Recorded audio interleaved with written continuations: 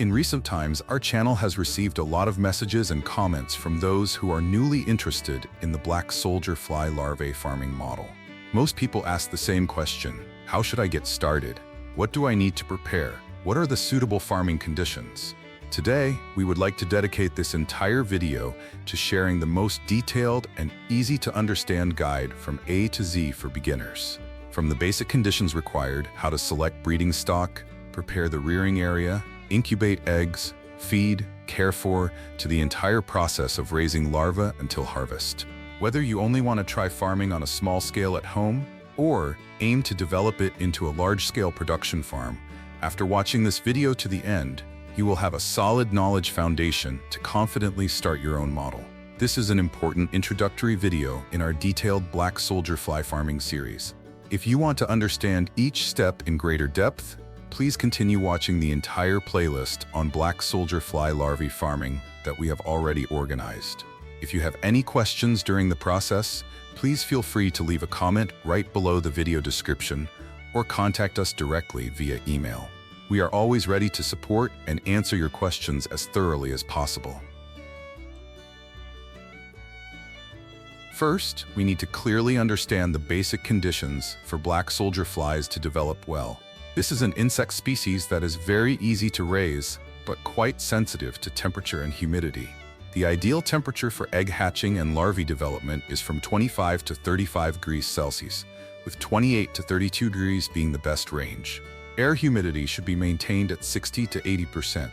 If the temperature drops too low, the eggs can easily spoil completely. Conversely, when the temperature is too hot for a long time, the larvae can easily die in large numbers or develop poorly. Next is preparing the rearing area. You do not need to invest in expensive purchases. You can completely utilize household items that are already available. The most popular and easiest options are old plastic containers or plastic trays with dimensions of about 40 by 60 centimeters and a height of 15 centimeters. Trays of this size are very suitable for beginners because they are easy to observe, easy to move, allow good humidity control, and can be stacked to save space. It is recommended to limit the use of styrofoam boxes because they can easily cause overheating during the larvae development process. If you have more space, you can use small cement ponds or tarpaulin tanks. Regarding breeding stock selection, the most important factor is black soldier fly eggs. For beginners, I recommend purchasing eggs from reputable facilities. The box lid usually clearly states the hatching date, making it easy for you to track. 1 gram of eggs contains about 20,000 to 25,000 larvae, so starting with 10 to 25 grams of eggs is a sufficient amount to get familiar with and experiment. If you already have a stable breeding colony of flies, you can produce eggs yourself to reduce costs. The important thing is to choose fresh eggs that are not moldy and have a clear origin to ensure a high hatching rate. Regarding feed, in the initial egg incubation stage, you only need to prepare about 2 kilograms of chicken feed for 20 grams of eggs. This ratio has been tested and practically applied by us throughout the farming process at our farm. Another important point is that you should proactively prepare the feed source for later stages to avoid interruptions in feed supply that could cause the larvae to lack nutrition. You can utilize various types of organic waste from daily activities such as leftover bread, expired milk, soybean residue, beer dregs, poultry manure, and many other agricultural byproducts. Once all the necessary conditions have been prepared, the egg incubation step must be carried out carefully. If you buy prepackaged eggs, simply leave the box as is in a cool, well-ventilated place, away from direct sunlight, and wait for the exact hatching date according to the supplier's instructions. If producing eggs yourself, gently place all the eggs into a plastic jar with a lid. Mix in a small amount of dry feed to absorb excess moisture, preventing the eggs from becoming moldy or sticking into clumps. On the jar lid, use a thin cloth to cover the mouth of the container to allow air circulation and prevent other flies from laying eggs inside. Place the egg jar in a location with stable temperature from 25 to 32 degrees Celsius. Under these conditions, the eggs usually begin to hatch after 3 to 4 days. Too high a temperature will cause the eggs to turn black and form hard clumps, while too low a temperature will slow down the hatching process or cause complete failure. After waiting the sufficient time, you need to check whether the eggs have hatched evenly. The simplest way is to gently shake the egg jar and observe the small larvae wriggling at the bottom of the container. To be 100% sure, observe carefully. When the entire egg mass becomes loose, fluffy, and no longer has any hard clumps sticking together, then it can be considered fully hatched. If there are still a few large clumps, you should patiently wait an additional 1 to 2 days, because late hatching larvae can still develop normally if cared for properly. When the larvae have fully hatched, immediately prepare the feed so they do not go hungry. Mix industrial chicken feed or fine piglet feed. Accurately weigh 2 kilograms of feed. Gradually add about 2 liters of clean water and mix thoroughly by hand until the mixture reaches the right moisture level, neither too wet and mushy nor too dry. When you squeeze the mixture in your hand, no water should drip out to meet the standard. This is the step that requires the most practical experience because each type of feed has different water absorption capacity. After a few attempts, you should create your own golden formula for the ratio between feed and water, and always measure carefully. Avoid doing it by feel, because feed that is too wet can easily cause the larvae to suffocate and die, while feed that is too dry makes it difficult for them to move and eat, leading to high loss rates. After obtaining a uniform feed mixture, gently and evenly spread the hatched larvae over the entire surface of the tray.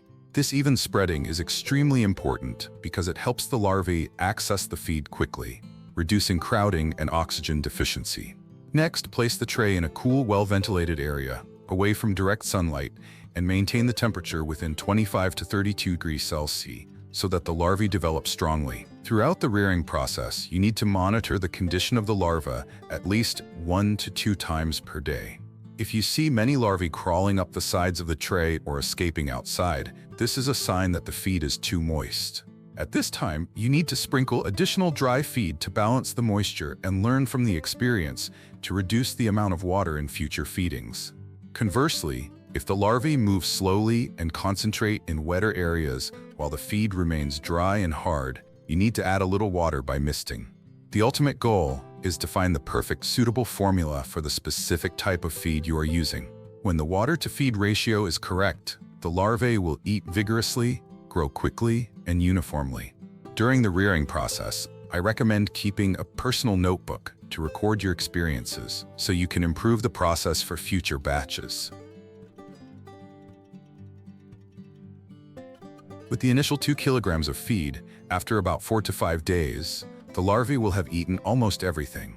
At this point, they have grown larger, become stronger, and need more space. You should separate the larvae into other trays to provide better ventilation, or pour all the larvae along with the remaining feed into small cement ponds or larger tarpaulin tanks. In the growing stage, continue feeding periodically with the familiar CAM plus water mixture according to the established ratio. At this stage, you can combine additional household organic byproducts such as soybean residue, leftover vegetables, fruit peels, poultry manure to reduce costs. Always maintain stable humidity and warm temperature. About 10 to 12 days after moving to the growing stage, that is, a total of about 14 to 17 days from the time the eggs hatched, the larvae will reach mature size, with plump bodies, light yellow or light brown color, and begin to show signs of wanting to move out to pupate.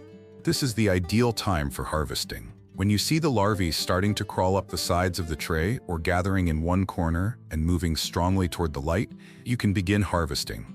The simplest and most effective way is to use a sieve or mesh with appropriately sized holes to separate the larvae from the substrate and leftover feed. It is best to harvest in multiple batches over a few days to obtain the maximum number of mature larvae.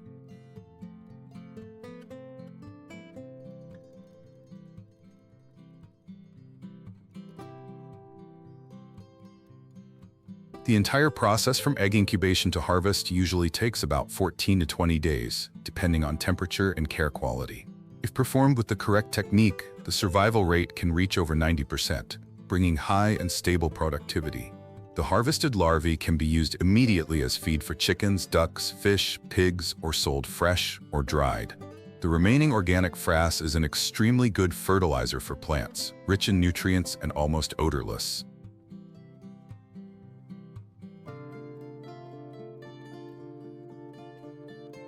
With only simple items such as old plastic containers, spare trays, and household byproducts, you completely start your black soldier fly larvae farming journey successfully. The most important factors are still persistence, a spirit of observation, and the ability to adjust promptly according to real conditions. Start on a small scale to accumulate experience, then gradually expand once you have mastered the technique. Wishing you confidence in implementation and a bountiful harvest from your black soldier fly farming model.